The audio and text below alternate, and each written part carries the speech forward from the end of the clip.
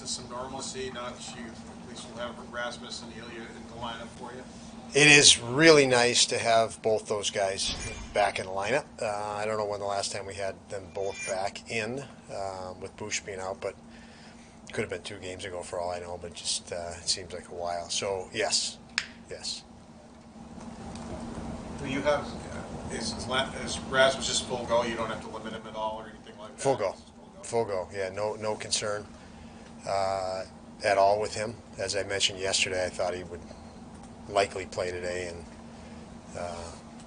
yeah, no issue with him. What did you like about the connection Dylan and Jeff had in the third period against the Lightning? Connection with Cousins and Skinner. um, they were. I mean, the nice thing is we have. I'll go beyond just Cousins and Skinner. We have guys that, when I shift lines or when we shift lines around, they get excited about that. So it's we can shift lines now, and it's a boost to guys. It doesn't feel like somebody got demoted from somebody else. It's to maybe get a little bit of jolt, because I know that everybody likes playing with anybody else, and sometimes fresh and new is a shot of adrenaline, and it was the other night. Cousins and Tuck and Skinner, when I made that switch, made the switch. I didn't think Thompson was feeling it quite to his normal level. Thought Skinny was, thought Cousins was, and Tuck, and they were on different lines, and it worked out real well. They scored right away, but I think we can all see that in games. When guys are on and when they're not. Everybody watches and gets more and more familiar with our guys. You see that, whether they're having a good day or bad day, whether they look like themselves or not. But back to it, the nice thing is you can switch these guys in the middle of the game. They know how to play together, and they enjoy playing with anybody. John, there was a time not long ago where young players, young forwards on the fourth line wasn't something you heard about a lot. Now it seems teams across the league are doing it, whether to get them ice time or opportunity. Why do you think that's changing, and how do you think a young player can really benefit from?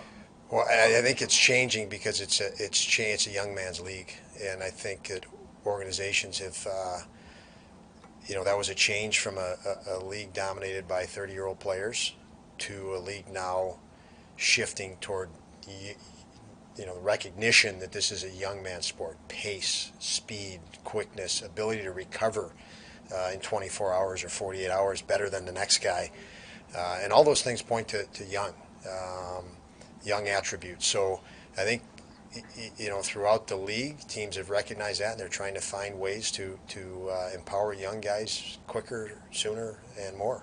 And I think that's a big part of it. You have JJ on the. Looks like JJ's going to get on a power play. Where's his confidence at right now in his game? That's a great question. JJ, I don't know that his confidence ever is not up and high. He has a demeanor about him that. I don't want it to be misunderstood, but a carefree attitude and a lightheartedness that he doesn't get down. He doesn't take things too serious, but not to be confused with taking it serious enough. He does. He takes pride in what he does. He works hard in what he does, but he's a very balanced kid for a young kid, and that's a benefit. What have you seen in him to decide? Because he was so good on the power play last year in the American Hockey League. What did you see him say? You know what? He's ready to do it now in the National Hockey League. Not as much ready to do it. It's putting players in places to be successful, to feel good about their game. I mean, the people in this room and more could question our power play through 5 games, through 7 games, and get frustrated with our power play. And I didn't want to put him in that.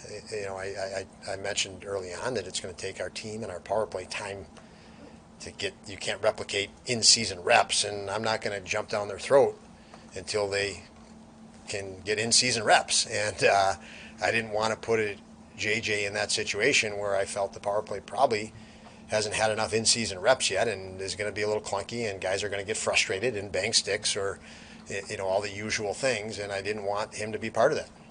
Pretty simple, and no need for him and to be a part of that. And I felt confident that the guys, returning guys, needed to go through that, and will find their game and get to their game, and still feel that way. They're nowhere near where they're going to be, and unfortunately, you can't snap your fingers and get there. You got to go through trial and error, and some of it I wanted to keep him out of, and I think timing is something that's really important when you have a team like us. You can't force things. You love to force things, but sometimes that sets you back, and we want to make sure we don't have setbacks as much as we can. It's low Kale to fit in so well, just a week or two in, and he thinks just the way you guys want to play aggressively plays to his strengths, I guess. Adaptability for him. He's been able to adapt.